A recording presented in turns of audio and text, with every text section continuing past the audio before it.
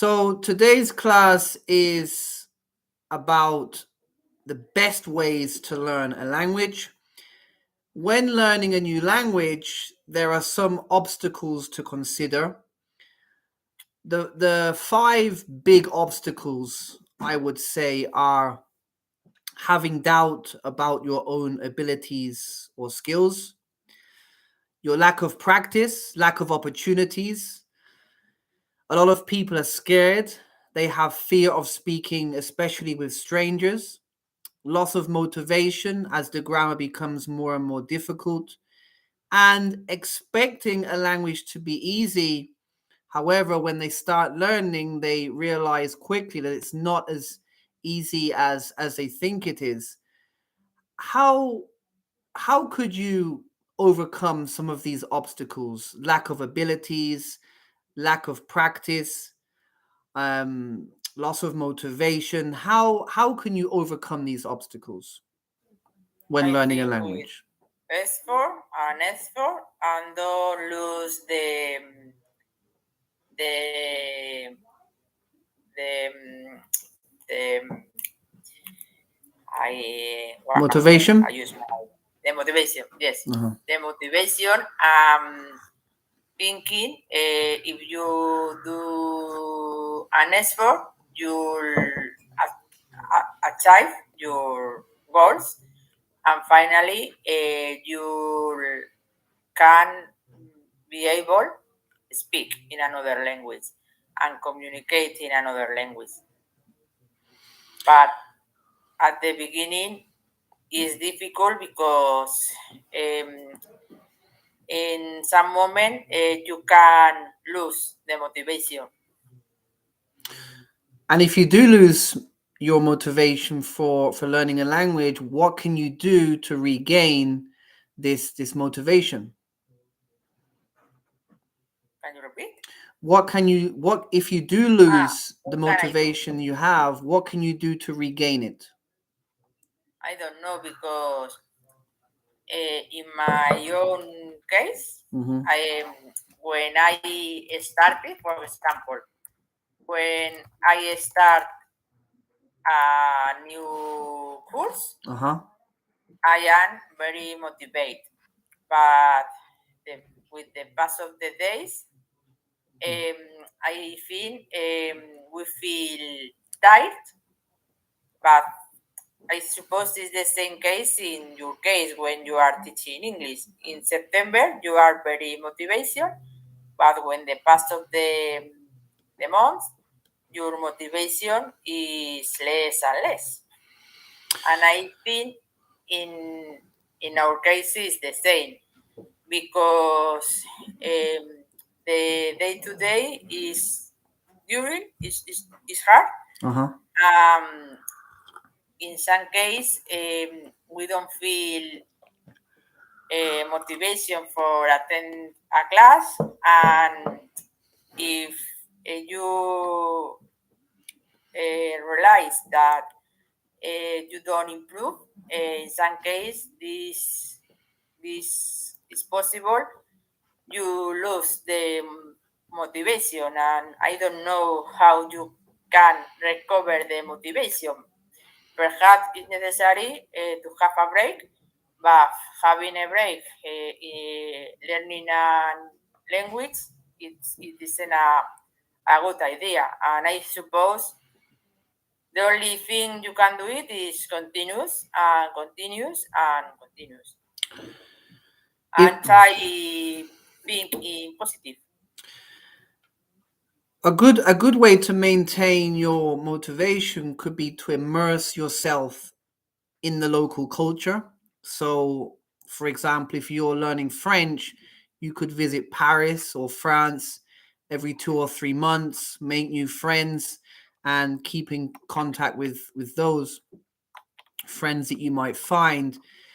If you, for example, live in England and you're learning Japanese, it's not always doable, it's not always possible to be able to travel as frequently as you would like. So if you, let's say, are learning Japanese, how could you immerse yourself in Japanese culture without leaving England?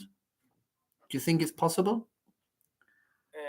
I don't know. Perhaps there are community Japanese in London. Okay, so But looking for a Japanese you community. have to looking for Uh-huh. this community. Okay, perfect. In London, I'm sure there are many Japanese expats who live there. I'm sure this will be very possible. Another good way is to read at the beginning of your adventure, to read children's books in the foreign language that you're learning, as they are fun, easy to access. What books would you recommend for English learners to read if they have a pre-intermediate level? When I was motivated in the past, in summer, I always bought a intermediate book in English, Okay. but I have to confess, Mm-hmm. I didn't read anything. Uh, Perhaps I only read one of these, the Dorian Gray, Uh-huh. the picture of Dorian Gray. Uh-huh. Yes, I thought that book I wrote, read Red. in Uh-huh. English. Uh-huh. But I sure I have two more, but I don't read two. I think And uh-huh. I have my ebook, and I one day I thought I download the book in English Mm-hmm. because with the in the ebook you have to download a dictionary, Mm-hmm. and I can read in English, but I never do it. Yeah, I think it depends on your abilities, but I think if you research the books that students are using, you could easily find an acceptable level for your consumption. Another way of learning and practicing your foreign language is to consume foreign language media. If as you're learning English, I imagine that you read the BBC News on a frequent occasion, yes?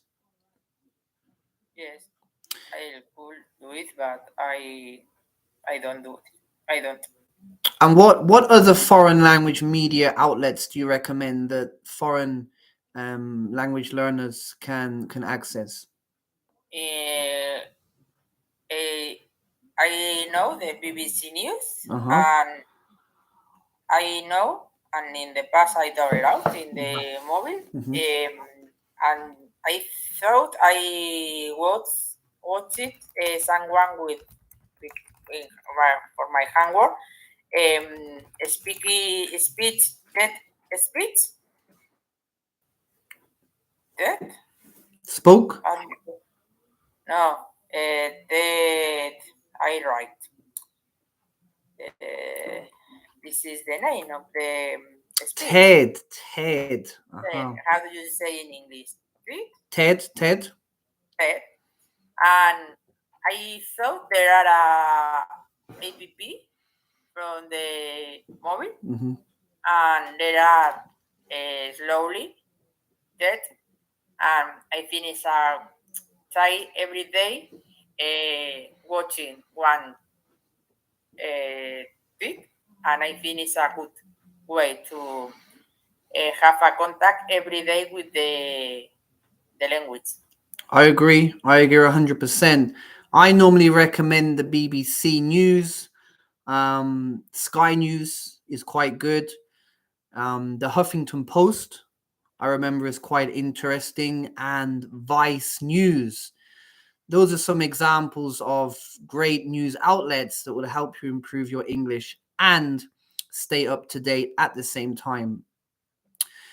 Finally, I think that taking risks and speaking the language whenever you can is very important. However, as we mentioned previously, people feel scared. Yes.